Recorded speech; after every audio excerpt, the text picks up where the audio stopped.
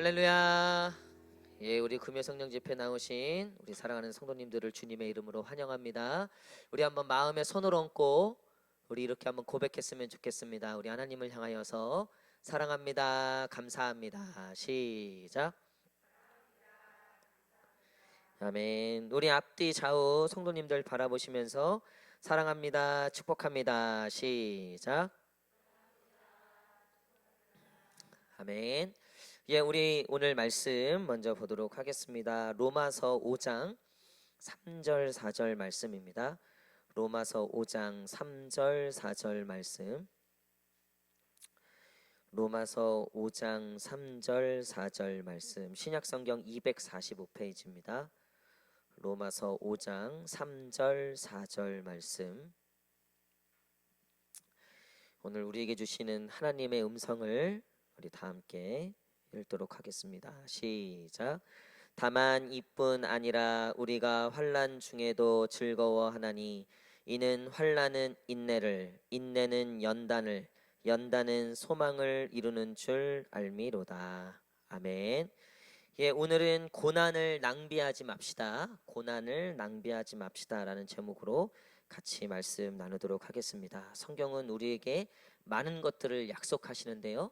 또 많은 길들을 보여주시는데요. 공통된 게 있어요. 축복도 하나님의 길도 고난하고 밀접한 연관이 있다는 거예요. 하나님께서 우리에게 축복하시고 우리에게 은혜를 베푸실 때는 다이렉트로 주실 때도 있지만 거의 그런 적은 없으세요. 항상 고난이라는 환난이라는 그 과정을 통해서 우리에게 하나님의 약속과 하나님의 복들을 나누어 주신다는 거죠. 오늘 우리가 읽은 로마서 5장 3절 4절 말씀 역시 환난으로 시작하여 결국 소망으로 끝나게 되는 것. 여러분, 이것이 신앙의 여정인 줄 믿습니다. 아마 우리가 많은 경우에 신앙이라고 했을 때 고난 끝 행복 시작 이것을 많이 원할 거예요. 우리가 점쟁이한테 가고 구슬 우리가 아니죠. 예, 우리는 아니지만 그렇게 구슬하고 푸닥거리하고 그 모든 게 뭡니까? 고난 이거 다 비껴가고 오직 좋은 날, 꽃길, 복만 얻기를 원한다는 거예요. 우리나라는 특별히 얼마나 복을 많이 추구합니까? 제가 결혼할 때 그 저희 아는 지인께서 이렇게 수저 그리고 젓가락 그걸 뭐라 그러죠? 그 하여튼 이 그 밥그릇하고 그 세트를 선물을 해주셨어요. 근데 이제 그걸 받았는데 그게 뭐 노스로 된 거라 그러더라고요. 하여튼 되게 무거웠어요. 예. 어디 있더라 그게. 근데 지금 어쨌든 근데 그거 보니까요. 야, 그 숟가락에 복 딱 그 써 있더라고요. 젓가락에도 두 짝 다 복, 앞뒤로 복. 수저에도요. 그 퍼먹는 데에 복. 그 손 잡는 데도 복. 신기한 건 뒤에도 복이 있어요. 복이라고 이렇게 다 새겨 놨더라고요. 그리고 밥그릇 뒤에 그렇게 딱 뒤집으면 고기도 복. 그리고 옆에도 복으로 이렇게 돼 있죠. 야, 이거 참 이거 복 받으라는가 보다. 그리고 밥 다 먹었더니 밥 다 먹고 나서 밑에 보니까 또 복. 그러니까 사실 복 싫어하는 사람은 없죠. 그렇죠? 축복을 싫어하는 사람 없고 절망보다는 소망을 원하고요. 근데 여러분 그 모든 것들은요 사실 거의 대다수 우리가 이 설교를 들으면서도요 목사님 그래서 나는 아닐걸요. 나는 고난 없이 다이렉트로 복을 받을걸요. 여러분 거의 그런 경우는 거의 없어요. 하나님은 항상 사랑하는 자들에게 그냥 주시지 않고 과정을 통해서 주신다는 거예요.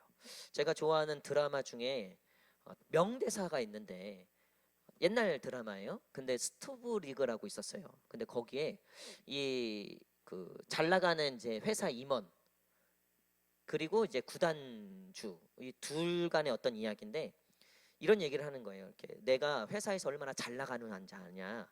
내가 뭐 이번에 3천억짜리 계약도 했고 막 뭐 이런 얘기를 하는 거예요. 너는 나에게 비해서 너는 아무것도 아니다. 나는 이런 사람이다. 이렇게 얘기를 하는데 그 주인공이 이렇게 받아치더라고요. 어떤 사람은 자기가 삼루에서 태어나서 자기가 삼루타를 쳐서 삼루에 있는 줄 안다는 거예요. 그러니까 내가 과정 없이 그냥 태어나 보니까 부모가 회장인 거야.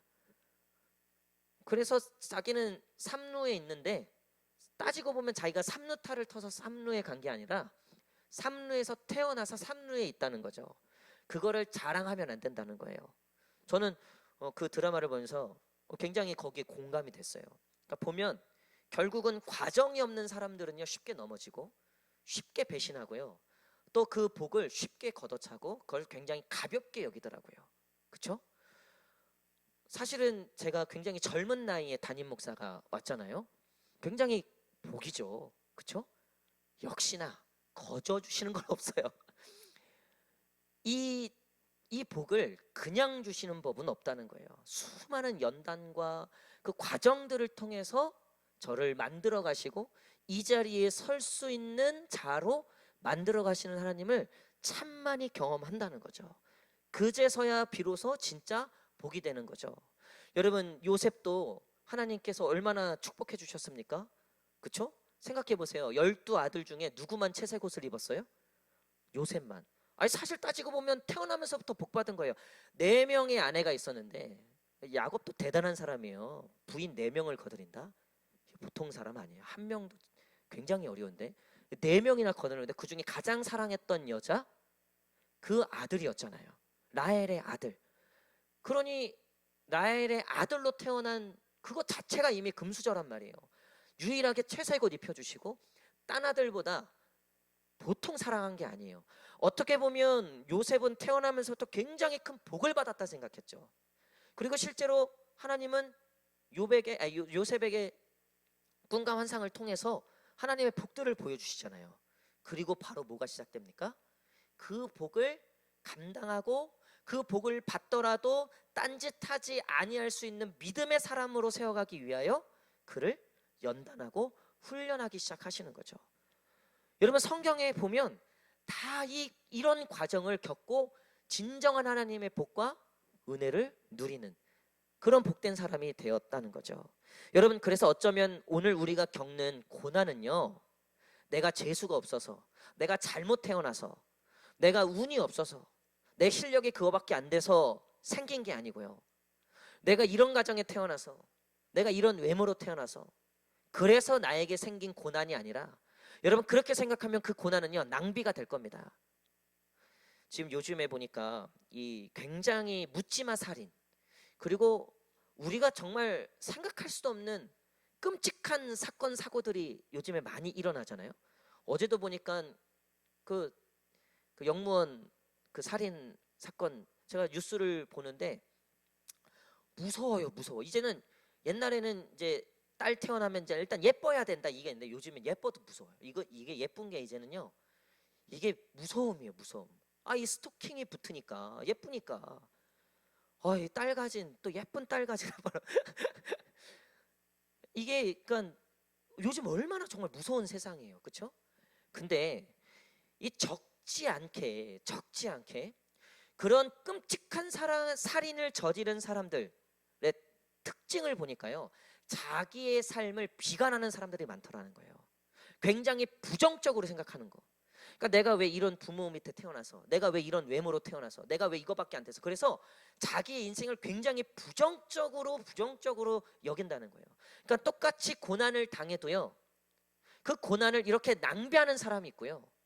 또 똑같이 고난을 당했는데 그 고난이 밑거름이 돼서 나중에는 흔들리지 않는 거목이 되는 사람들이 있더라는 거예요.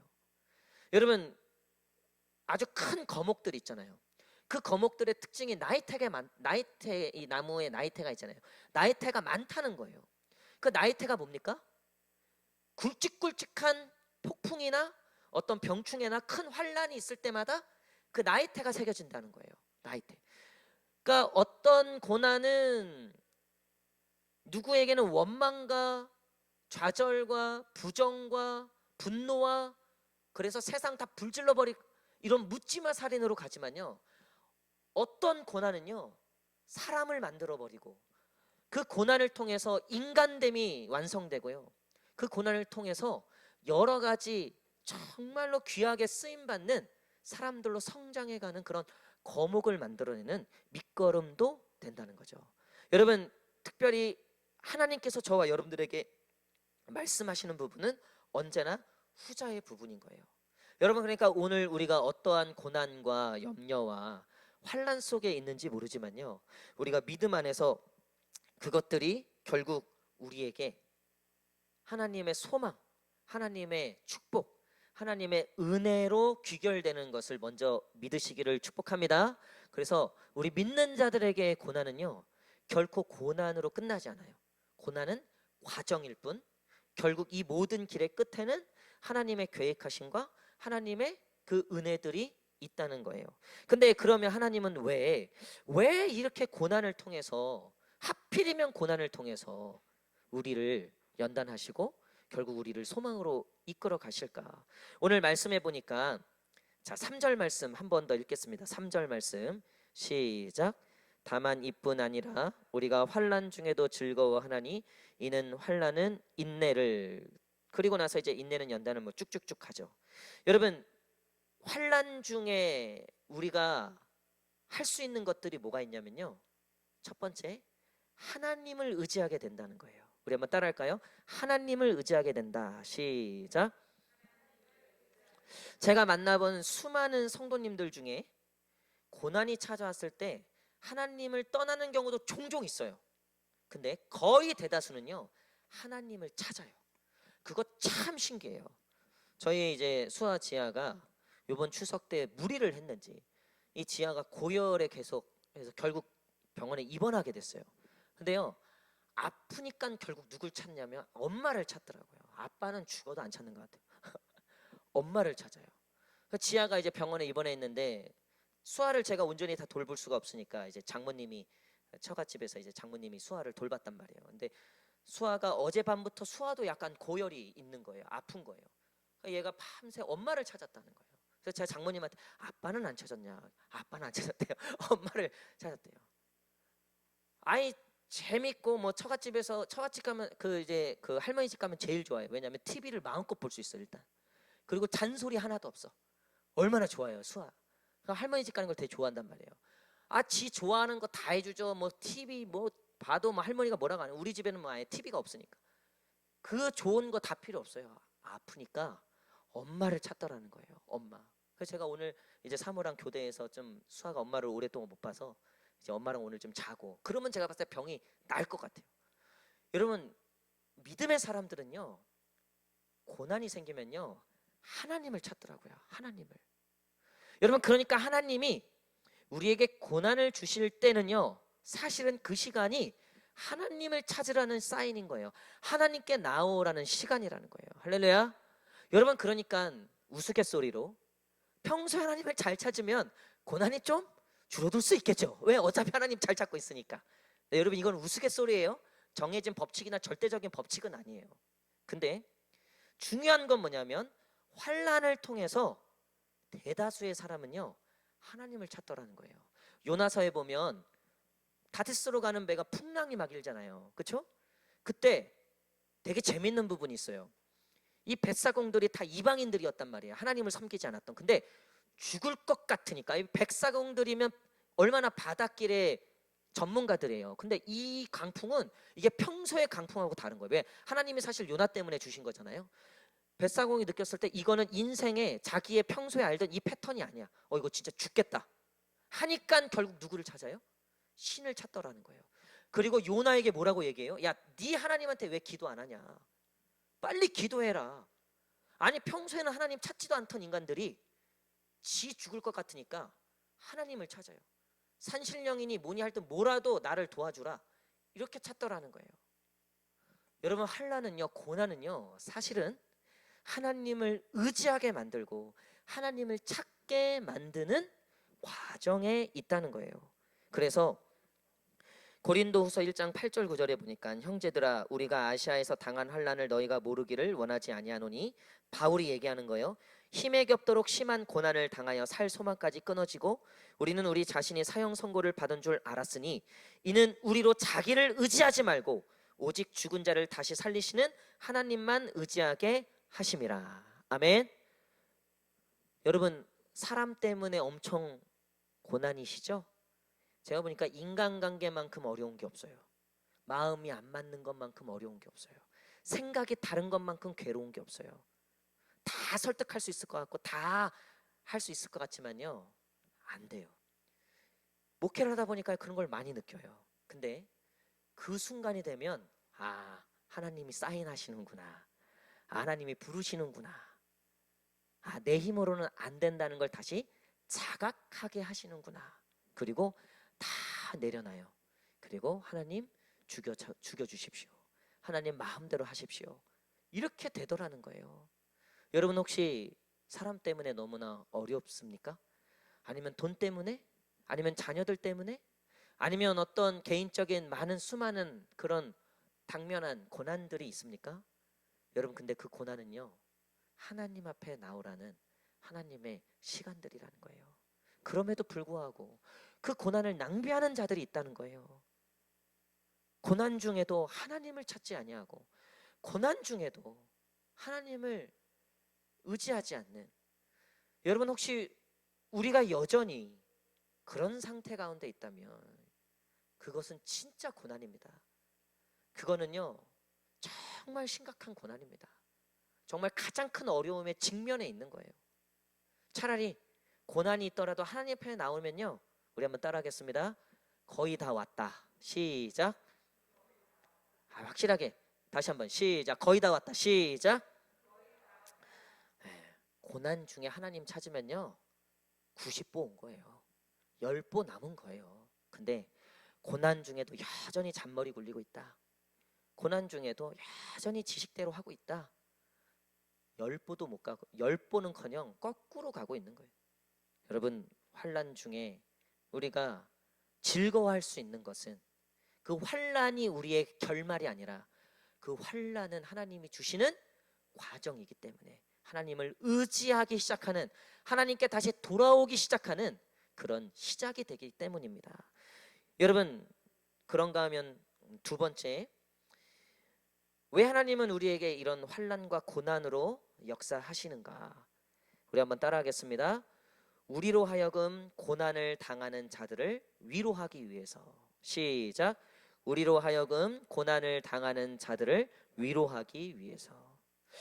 이 바울이 고난을 많이 당해보니까요 뭐가 커졌냐면요, 고린도 교회에서 이 목사를 얼마나 공격하는지, 이 사도 바울을 얼마나 괴롭히는지, 별 소문을 다 내면서 하여튼 뭐든지 다 반대하고 뭐든지 다 공격을 하는 거예요. 사도 바울이 미쳐 죽는 거예요. 고린도 후서에 보면 제가 전에도 말씀드렸잖아요. 이 고린도 전후서 우리 큐티할 때 이 사도 바울이요 목회 막 승승장구한 것 같죠? 절대 아니에요. 교회 안에 4개의 파로 나눠져 갖고 서로 싸우기 시작하는데 미치는 거예요. 미치는 거예요. 너무나 어려운 거예요. 내가 가기가 싫었다. 가기 싫다. 보기도 싫다. 내가 다시 갈 때는 내가 회초리 가지고 간다. 니네가 나를 만만하게 봤지 내가 어떤 사람인 줄 알아? 내가 사도권이 없는 것 같아? 내가 니들보다 공부 안 한 것 같아? 하여튼 정말 자기 개인적인 얘기를 많이 해요. 근데 이 사도 바울이 고난의 시간들을 겪어오면서 사도행전을 보면요, 마지막 이제 28장까지 가는 그 여정을 보면요, 그리고 이 서신서들을 보면요, 사도 바울이 점점 그 성도들과 함께했던 그 사람들을 품어가는 모습을 보게 돼요. 그래서 결국 고린도 전서에 보면 사랑장이 등장하잖아요. 최고의 은사, 하나님의 최고의 은사, 내가 너희에게 소개하겠다. 왜? 고린도 교회는요 은사가 많았어요. 잘난 놈들이 많았다고요. 얼마나 자기 얘기들이 많은지 몰라요. 사도 바울이 거기에 진절머리가 난 거예요. 그래서 사도 바울도 거기에 같이 대항했다고요. 그래? 그럼 나도 똑같이 해줄게. 네가 은사를 논해? 네가 영적인 세계를 논해? 내가 3천층까지 경험한 사람이야. 네가 뭘 알아? 네가 그래? 내가 이런 은사도 가지고 있어. 그러니까 사도 바울이 그렇게 덤볐었단 말이에요. 근데 돌아보니, 깨닫고 보니 그거 아니었다는 거예요. 내가 고난을 당해보고 아픔을 당해보니까 저 사람들이 아프다고 하는 거구나. 나를 좀 더 사랑해 주세요라고 얘기하는 거구나. 내 얘기를 좀 더 들어주세요. 내가 세상에서 내 얘기 들어주는 사람이 없습니다. 당신이라도 내 마음을 좀 알아주십시오. 내가 이 마음을 풀 데가 없습니다. 내 마음을 풀어주십시오. 결국 사랑이구나. 사랑이 모든 것을 가능케 하는구나. 제가 좋아하는 이제 목사님 한 분이 계신데 그 목사님이 지금 이제 목회 한참이세요. 그리고 뭐 굉장히 큰 교회를 담임하고 계시는데 그 목사님께서 이제 당신의 목회 이야기를 하시는데 이런 말씀을 하시는 거예요. 당신의 선배님이 해주셨던 얘기래요. 당신의 선배님, 지금은 돌아가신 목사님이신데 그 선배 목사님이 그런 얘기를 해요. 그 선배 목사님 목회하실 때 굉장히 어려움을 많이 주는 성도들이 있었다는 거예요. 이 목사님이 그것 때문에 평생을 힘들어 하시다가 정말 그 마음에 그 이제 무거운 돌멩이를 하나 늘 쥐고 목회를 하셨대요. 그 벽돌 하나가 이 심장 속에 있는 것처럼. 그러니까 너무나 힘드니까. 근데 그 중에서 제일 힘들게 했던 그 성도가 암에 걸렸더라는 거예요. 암에. 이거 쌤통이다 지금 그 얘기가 아니에요. 암에 걸렸는데 그 성도님이 이 목사님을 찾던, 이 목사님은 은퇴하셨는데 소문 해갖고 이미 멀어졌죠. 그 교회에서 싸워갖고. 근데 이 성도님이 이 목사님을 찾더라는 거예요. 소소문 이해해갖고 목사님을 찾아서 병원에 꼭 와달라. 이제 이분은 호스피스 병동에 있는 거예요. 암에 걸려서. 그래서 그 목사님이 이제 은퇴 노년에 오신 거예요. 근데 그 이제 그분도 노년이신 거죠.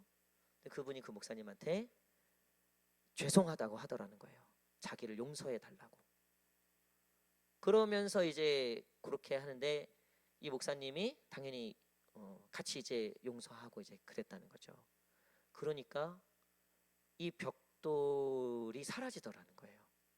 그러면서 그 후배 목사님한테 하시는 말씀이 뭐냐면 결국 사랑이야. 결국 사랑이야. 목회는 결국 사랑이야. 용서해. 용서해야지 사는 거야. 그렇게 얘기했다라는 거예요. 그 고난과 아픔과 그 어려운 시기들을 다 겪고 이 벽돌 하나를 지고 사는 것처럼 괴로웠던 그 모든 시간들 끝에 하나님 앞에 깨달았던 건 결국 사랑, 용서.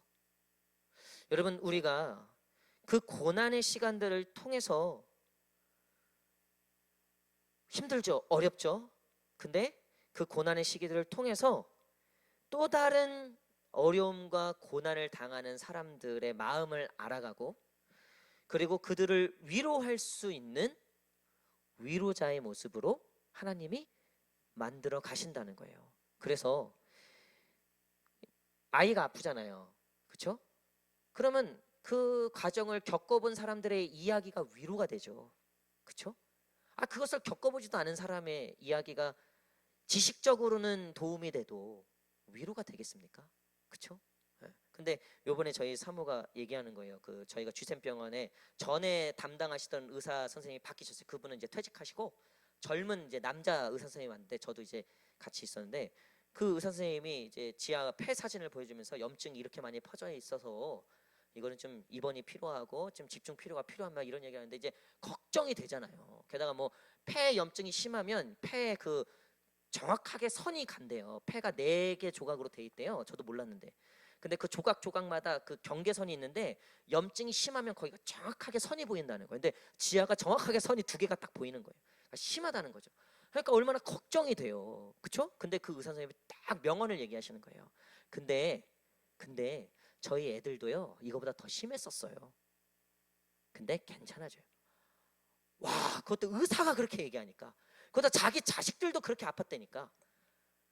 모든 염려와 근심이 딱 사라지는 거예요. 여러분, 그거라는 거예요. 오늘 우리가 겪는 고난, 아픔.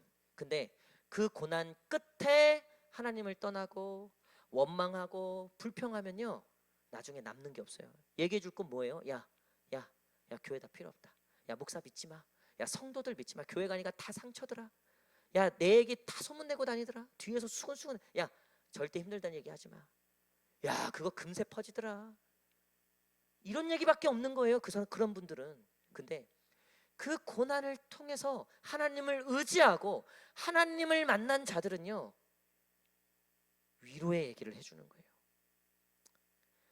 그 고난받고 있는 사람들에게 힘이 되고 위로가 되고 회복이 되는 역할들을 감당하게 되는 거죠. 여러분, 이 사도 바울을 통해서 얼마나 많은 사람들이 위로를 받았습니까? 얼마나 많은 사람들이 구원을 받았습니까? 이 찢어지고 상한 마음 가운데 있었던 그 성도들을 이 사도 바울이 끝까지 인내하며 끝까지 견디며 끝내 그 환난을 소망으로 바꿔왔잖아요. 그 교회들을 그 정말 서신서에 보면 얼마나 문제가 많고 어려움이 많습니까? 그런데 끝까지 사도 바울이 품어냄으로써 얼마나 많은 성도들이 그 뒤에 사도 바울 뒤에 이제 네로의 핍박이 시작되고 로마의 핍박이 시작할 때 얼마나 많은 성도들이 순교의 길을 갔습니까? 얼마나 많은 사람들이 믿음의 그 길을 걸어갔습니까? 여러분, 그것이 결국 그 고난을 통해서 얻게 된 그 위로와 그 공감과 그 하나님의 회복을 경험한 자들, 여러분, 저와 여러분들이 이 고난을 통해서 하나님의 위로자들이 되시기를 축복합니다. 여러분, 고난 끝에 그 고난을 낭비하지 마십시오. 어차피 겪는 고난 얻어야 될 거 아니에요. 남겨야 될 거 아니에요. 그 고난 끝에 소망을 남길 수 있는, 그래서 모든 고난당하는 자들에게 위로가 되는 저와 여러분 되시기를 간절히 축복합니다. 여러분, 마지막으로 왜 하나님은 우리를 환난이나 고난으로 인도해 가시는가? 우리 마지막 한번 따라하겠습니다. 진짜와 가짜를 구별하기 위해서. 시작. 여러분, 근데 여기서 이 진짜와 가짜는 내가 진짜인가 가짜인가를 구별한다는 개념보다요, 진짜 나에게 중요한 것이, 그러니까 내 인생의 진짜가 무엇인가를 확인해 주기 위해서 고난을 허락하시다는 거예요. 여러분, 다니엘이 고난을 겪었죠. 사자굴에 떨어지는, 그렇죠? 그 전부터 다른 총리들의 질투와 시기가 있었다고요. 사실은 그가 그 총리 역할을 하면서도요, 쉽지 않았다고요. 계속 옆에서 견제가 있었고, 계속 옆에서 권무술수로 이 다니엘을 쓰러뜨리려고 했던 계략이 있었다고요. 그 결정판이 왕의 신상에게 절하지 않는 자를 사자굴에 던지십시오. 완전히 다니엘을 덫을 다 쳐놓고 한 거 아니에요. 다니엘 입장에서는 사실 갈등과 고민의 연속이었을 거예요. 근데 그는 이 고난을 통해서 더 확신을 가져가는 거예요. 밟을수록 더 단단해졌던 거예요. 뭐가요? 아, 진짜 하나님밖에 없구나. 그리고 다니엘은 그 사자굴에 들어감으로써 최종적으로 하나님을 믿는 믿음이 무엇인지를 최종적으로 확인하게 된 거예요. 자신의 믿음을 확인할 수 있었다는 거죠. 자신의 믿음이 진짜였다는 것을 스스로 알게 됐다는 거예요. 자기가 가장 중요하다고 여겼던 이것이 진짜였구나. 아, 이게 정말 거짓말이 아니었고 이게 진짜였구나를 알게 되었다는 거죠. 여러분, 고난, 환난을 겪어보면요, 진짜 가짜가 구별돼요. 친구도 마찬가지고요. 주변에 있는 모든 것들이 구별되기 시작합니다. 그렇죠? 잘 나갈 때야 주변에 얼마나 아첨하는 사람들이 많습니까?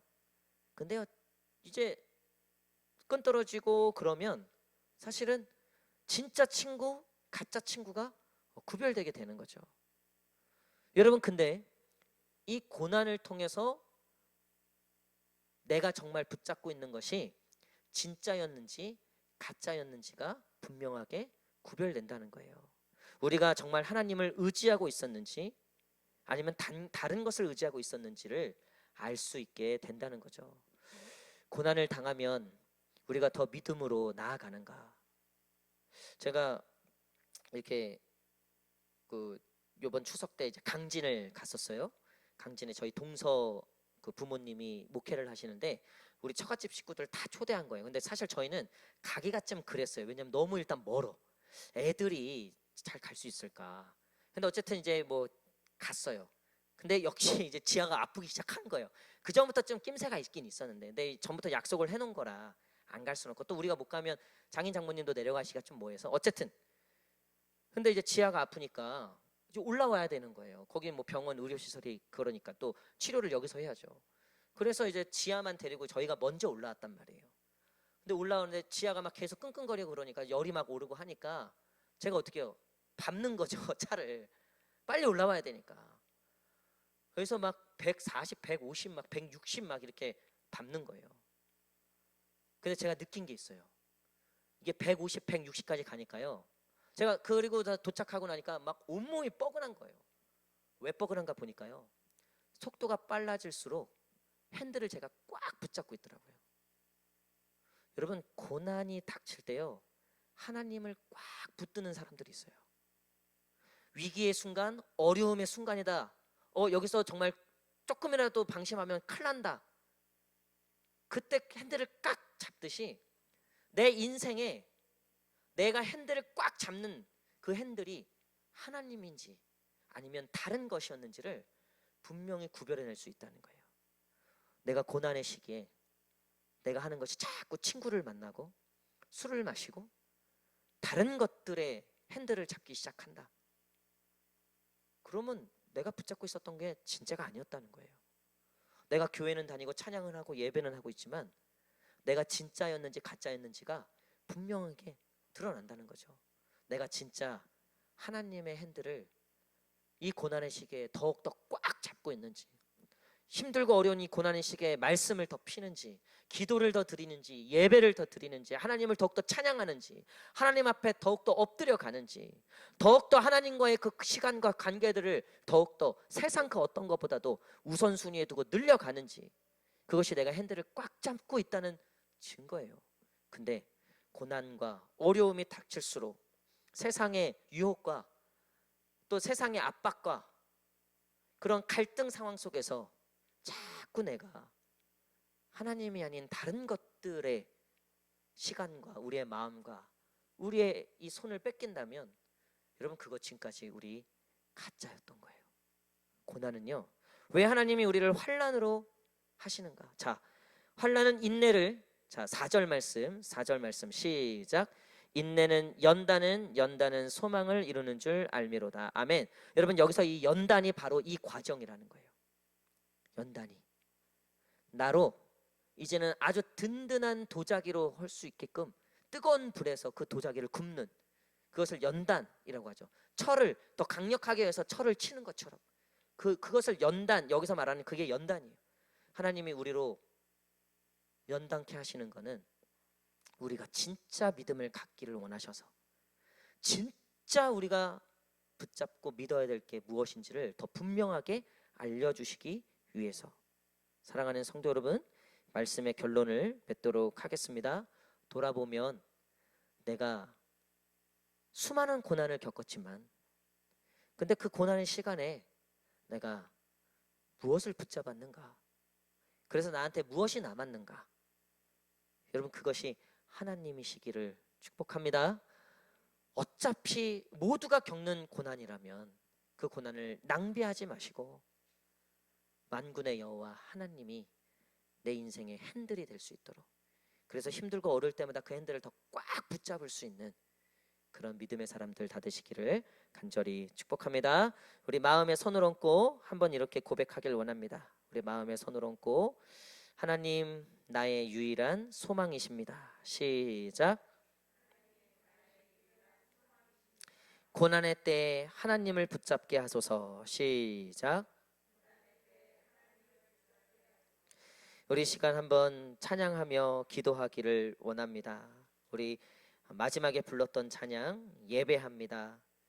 부르신 곳에서 예배합니다. 어떤 상황에도 나는 예배합니다. 여러분, 어떤 상황에도 하나님을 예배하는지, 특별히 고난 중에, 어려움 중에 우리의 피해야 할 바위, 우리의 산성, 우리의 유일한 소망 대신 그 하나님을 붙잡는 이 시간 되기를 원합니다.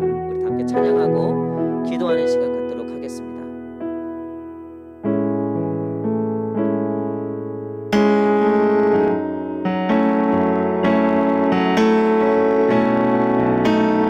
따스한 성령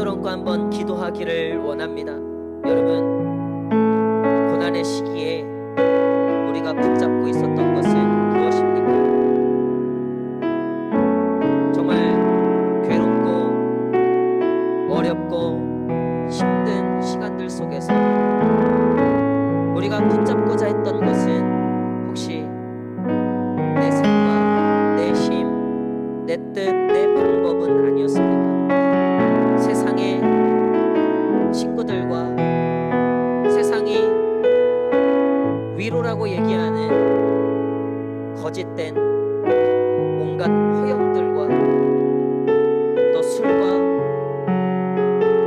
또 세상의 유흥과 쾌락들, 어쩌면 세상을 지배하고 있다는 돈을 붙잡고 있지는 않았습니다. 우리의 진짜는 무엇입니까? 내가 진짜 붙잡고 있는 것은 어떤 것이었습니까? 고난을 통하면 그것들이 드러납니다. 그 연단을 통하여 진짜 순금이 드러나듯 우리의 진짜가 나타나게 될 것입니다. 우리 시간 기도하실 때 주님, 나로 그 진짜가 하나님이 되게 하여 주시옵소서. 주여, 이 고난의 시기에 이 고난을 낭비하지 않게 하시고 원망과 미움과 분노와 열등감과 좌절, 낙심, 포기